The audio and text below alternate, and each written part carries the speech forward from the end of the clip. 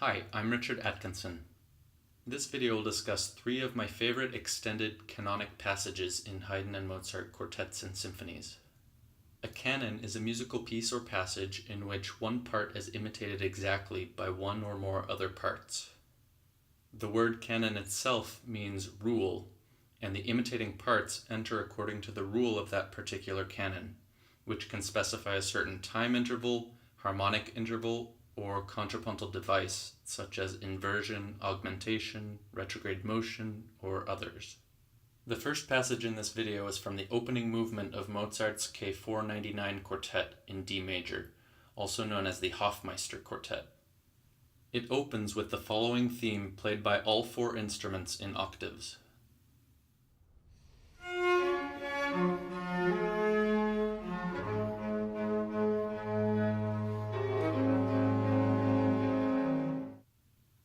Later in the exposition, the theme reappears as a canon between the first violin and cello, one measure apart temporally and 2 octaves apart harmonically.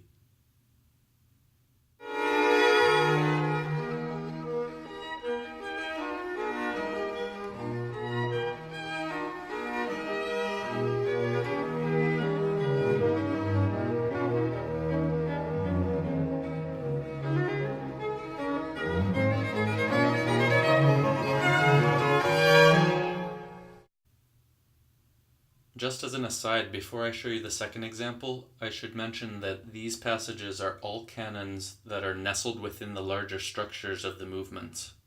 Both Mozart and Haydn also have pieces in which the canon is the entire basis of the movement, most famously in the minuet of Haydn's Opus 76 No. 2 Quartet in D minor, and in the minuet of Mozart's K388 Wind Serenade in C minor. Canonic minuets actually occur commonly in music of the time, and other less well-known examples can be found in Haydn's Symphonies No. 3, 23, and 44. The second passage is from the opening movement of Haydn's Opus 33 No. 1 Quartet in B minor. It opens with a tonally ambiguous theme that strangely begins in D major and hints at the eventual key of the quartet for many measures before B minor is finally emphatically established with this second dotted theme. Shortly thereafter, the original red theme returns in D major, at the moment in a typical minor sonata movement when a second theme usually enters in the relative major. It is then immediately decorated by the dotted portion of the blue theme played by the first violin.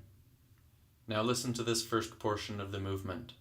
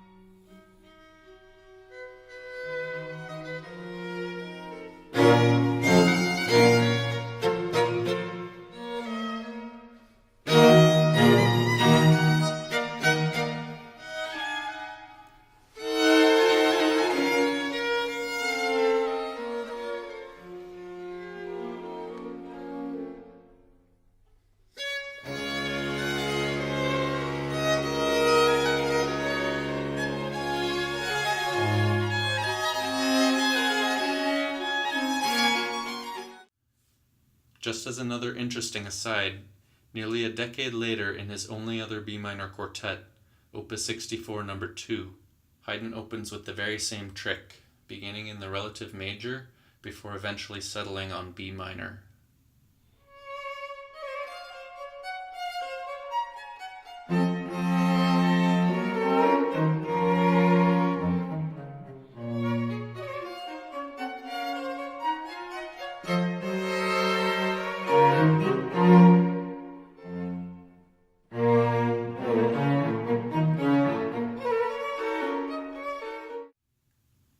The canonic passage in Opus 33 No. 1 occurs in the recapitulation section, in which the statement of the dotted blue theme is followed by a remarkable 4-part canon, with each entry separated temporally by only one beat.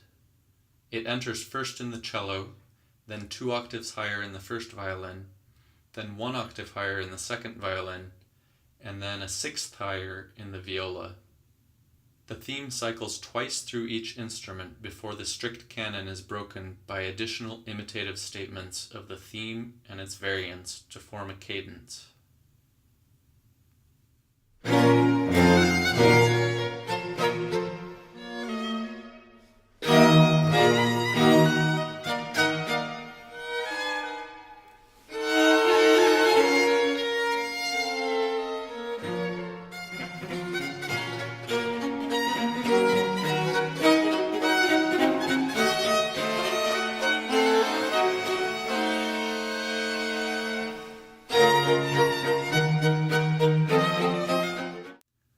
The third passage is from the opening movement of Haydn's Symphony No. 102 in B-flat major. The symphony begins with a beautiful slow introduction, followed by this theme that begins the exposition section.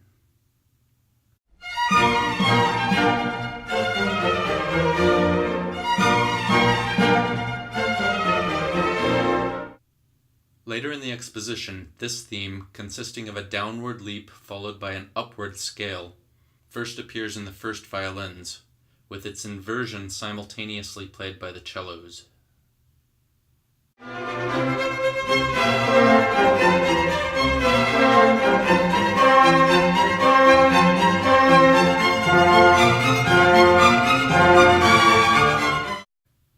Still later in the exposition, the theme reappears, this time switched so that the original theme is played by the lower part, the second violins, while the inversion is played by the higher part, the first violins.